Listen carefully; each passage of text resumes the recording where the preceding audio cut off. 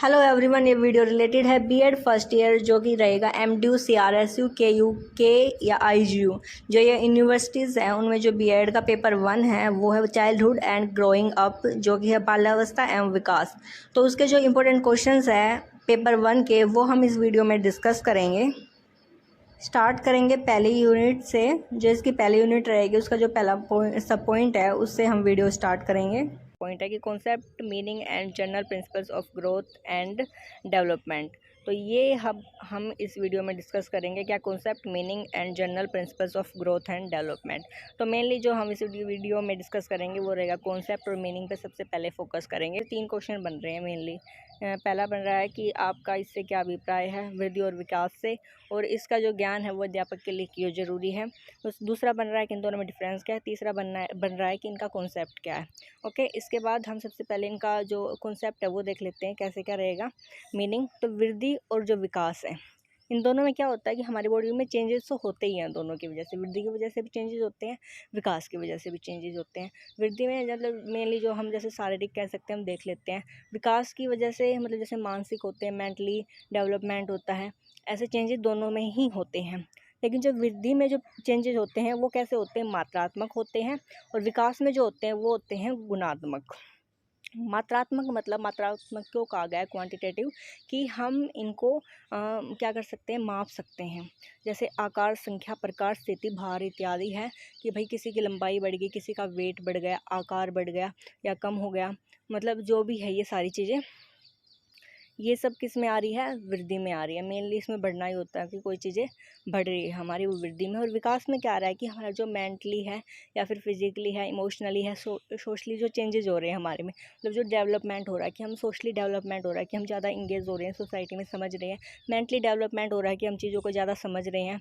ठीक है, तो वो सब हमारे किस में आ रही है, विकास में आ रही है। और विकास क्या है, गुणात्मक है, और ये क्या है, मात्रा, मतलब क्वांटिटी से रिलेटिव है। और जो विकास है वो क्वालिटी से रिलेटेड है। ठीक है, इसके बाद देखते हैं जो इसका वृद्धि का अर्थ है वो कैसे क्या रहेगा। कि जो मानव के शरीर के विभिन्न अंगों के विकास और उन अंगों के कार्य करने की क्षमता का विकास माना जाता है। कि मतलब क्या है कि इस शरीर के जो हमारे डिफरेंट पार्ट्स हैं वो डेवलप हो रहे हैं, और उनकी जो काम करने की जो एफिशिएंसी है वो डेवलपमेंट हो रही है, उसको वृद्धि कहते हैं। ठीक है, व्यक्ति के इन शारीरिक अंगों के विकास के परिणाम स्वरूप उसका व्यवहार किसी न किसी रूप से प्रभावित होता है। इस प्रभाव के परिणाम स्वरूप भी उन व्यक्ति के अंगों में परिवर्तन होता है, जैसे शरीर आकार और भार में वृद्धि। तो ये सब किसको रिप्रेजेंट कर रही है, ग्रोथ को कर रही है, कि हमारी बॉडी में जो चेंजेज आ रहे हैं जो हमें फिजिकली दिखाई दे रहे हैं। और इसके बारे में बताया गया है कि वृद्धि की वजह से क्या होता है कि जो व्यक्ति होता है वो क्या हो जाता है, बड़ा और भारी हो जाता है, मात्रा के रूप में जाना जाता है, नॉर्मल पैटर्न चलता है। ठीक है, ना कि सब में अलग अलग होता है। जैसे बच्चों की है, मतलब मेनली एक एज के हिसाब से सबकी सेम टाइम पे ही हाइट बढ़ती है। मतलब उनका जो चलता है कि जैसे पेट में जब बच्चा होता है गर्भधारण के टाइम पे, तो बच्चों का जो ग्रोथ होती है वो सेम ही होती है, कि 3 महीने में उनके ऑर्गन्स आते हैं या फिर जैसे भी जो होता है वो सबका सेम पैटर्न चलता है इसमें। उसके बाद जो वृद्धि है वो निरंतर नहीं होती, एक टाइम के बाद रुक जाती है।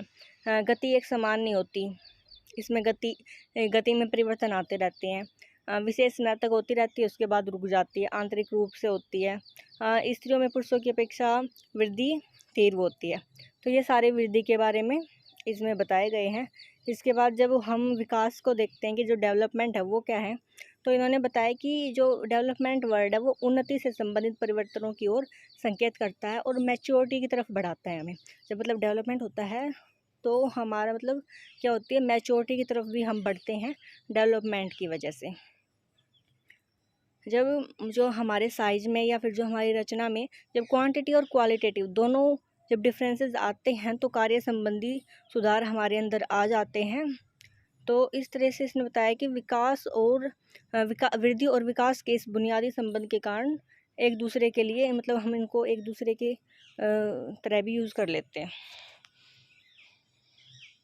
इसके बाद है अर्थ में अंतर, मतलब इन दोनों में अंतर है जो वो डिस्कस करते हैं वृद्धि और विकास में। अर्थ में क्या अंतर है? सबसे पहले तो यही है कि जो वृद्धि होती है वो मात्रात्मक होती है, विकास होता है वो गुणात्मक होता है। मात्रात्मक कैसे होती है? जैसे लंबाई हो गई, भार हो गया, आकार हो गया, सारी चीज़ें। और विकास में जो चेंजेस होते हैं वो कैसे होते हैं? जैसे शारीरिक, सामाजिक, ऐसे चेंजेस होते हैं जो कि गुणात्मक होते हैं।